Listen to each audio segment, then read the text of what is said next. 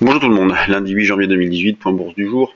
Vendredi, les marchés américains ont terminé une nouvelle fois en hausse. Le Dow Jones a pris 0,88%, le SP500 0,70% et le Nasdaq 0,83%, ce qui fait qu'on a des gaps à la hausse ce matin, notamment sur le CAC 40 qui est actuellement à 5483 points et qui s'est fortement repris la semaine dernière, donc qui a parfaitement validé notre scénario d'un potentiel de baisse épuisé à l'approche de 5250, 5300, et c'est pour ça d'ailleurs qu'on a proposé des achats de call. Donc là, l'opération est magnifique, donc en ce moment on est en train de gérer cette opération-là, avec des allègements sur les calls, éventuellement des puts synthétiques dans la zone des 5500, en vendant du futur sur les niveaux de prix actuels, en face des calls.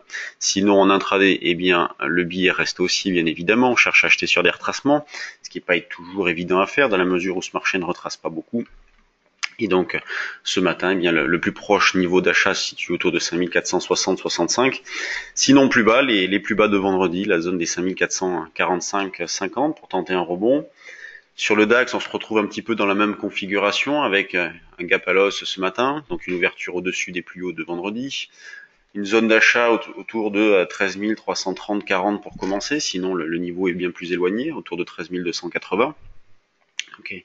Également les plus bas de vendredi. L'euro-dollar ne fait plus grand-chose au-dessus des 1,20, donc on voit qu'il n'y a pas eu de relais immédiat, et le niveau que je vous proposais, l'objectif que je vous proposais autour de 1,20, 80, 90 a été parfaitement validé. On ne l'a pas franchi. Donc on est actuellement dans une zone d'achat possible d'euro-dollar, sinon on peut le faire sur un signal technique. Pour ceux qui connaissent notre façon de travailler, eh bien on pourrait très bien déclencher ce qu'on appelle un signal d'achat DMI moyenne mobile.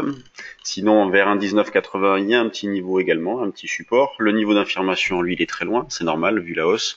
On essaiera de le rapprocher dans les jours à venir, mais c'est pas évident à faire. Sur les actions, qu'est-ce que l'on a ce matin? Quand on lance les screeners, déjà il n'y a pas beaucoup de news ce matin, pas beaucoup d'actualités. Quand on lance les screeners, il y a pas mal de valeurs. Donc on voit Deltadron qui bouge, Onceo, Inat Pharma. Inat Pharma, c'est pas mal, c'est hautement spéculatif. On a un signal d'achat qui pourrait être déclenché au-dessus de ce niveau-là sur Inat Pharma, mais c'est vrai que le gap du 23 novembre est quand même très très violent. Moi je passe mon tour. Fermentalg.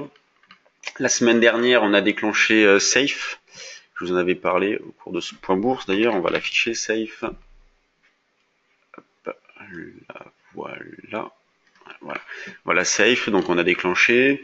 Il y a Virbac aussi, une valeur qu'on avait déclenchée il y a quelques temps, qui confirme tranquillement. Donc on a pu alléger Virbac un petit peu.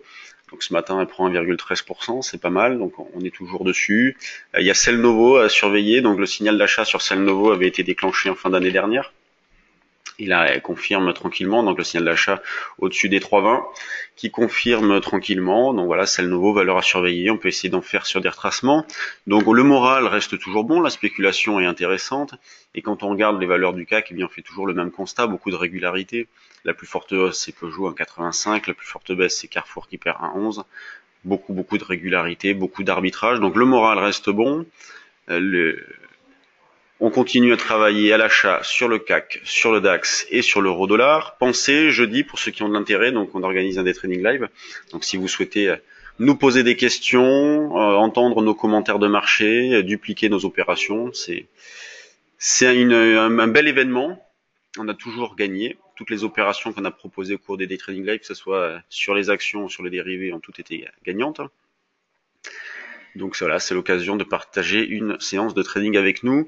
Vendredi aussi, je vous ai prévenu du lancement d'un niveau 2 du trade du jour, donc je ferai un enregistrement dans la semaine pour vous expliquer comment ça fonctionne. Donc le niveau 1 que vous connaissez actuellement, on le conserve, hein, donc reste toujours d'actualité, et on va lancer un niveau 2 avec davantage d'opportunités, et on va élargir aux options, voilà, les propositions.